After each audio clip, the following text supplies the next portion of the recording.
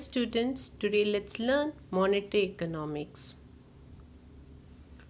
Now monetary economics means it's a money economy. So let's learn the meaning of money. Money is anything that is generally accepted as a payment for goods and services.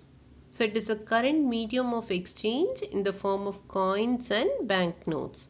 So generally, it's recognized medium of exchange for the transaction purpose in an economy. Now we have two definitions according to Walker and Crowther. Now they say that money is what money does. It means that the term money should be used to include anything which performs the function of money as a medium of exchange, measure of value, and unit of accounts. There are 7 evolutions for money. Let's learn one by one. First, barter system. Now, barter system is an old method of exchange. This system has been used for centuries and long before money was invented. People exchanged service and goods for other services and goods in return. So the exchange for goods was known as barter system. The second one is metallic standard.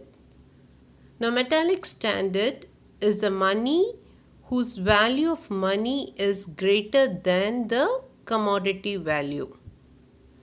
In other words, metallic money is made up of metal which has less value than its face value. For example, metallic coins which includes 1 rupee coin, 5 rupee coin, etc. The next one is gold standard. The gold standard is a monetary system where a country's currency or paper money has a value directly linked to gold with a gold standard. So the countries agree to convert paper money into a fixed amount of gold. A country that uses the gold standard sets a fixed price for gold and buys and sells the gold at that price. The fixed price is used to determine the value of the currency.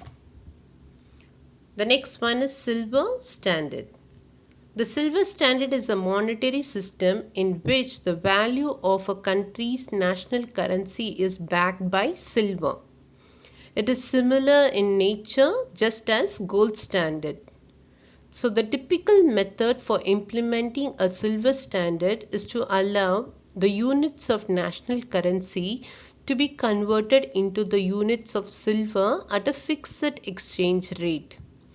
In addition to silver and gold, countries have also incorporated so-called bimetallic standard which allows conversion into either of these two precious metals.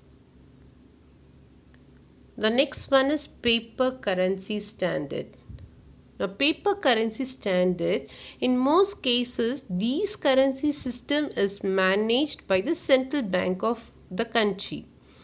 RBI in the case of India, and so we can also call it as managed currency standard. The currency consists of banknotes and the government notes. So most countries of the world follow this monetary standard. So under paper money standard, although this money standard is made up of paper, both currency and coins serves as a standard of money for purpose of payment. The next one is plastic money. Now plastic money is a term that is used predominantly in reference to the hard plastic cards which we use in our day-to-day life. We use every day in the place of actual banknotes.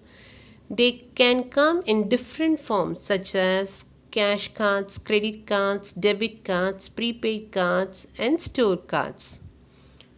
And the last one is cryptocurrency. A cryptocurrency is a digital asset designed to work as a medium of exchange. It typically does not exist in a physical form like paper money. It is typically not issued by the central authority.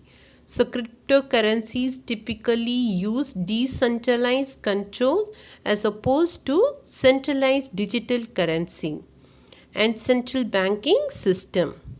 So the examples are like Bitcoins and Litecoins. Bitcoins is the world's most widely used cryptocurrencies, and it is generally credited with bringing the movements into the mainstream. Litecoin, which was released in the year 2011, Litecoins uses the same basis structures as Bitcoins. Thank you.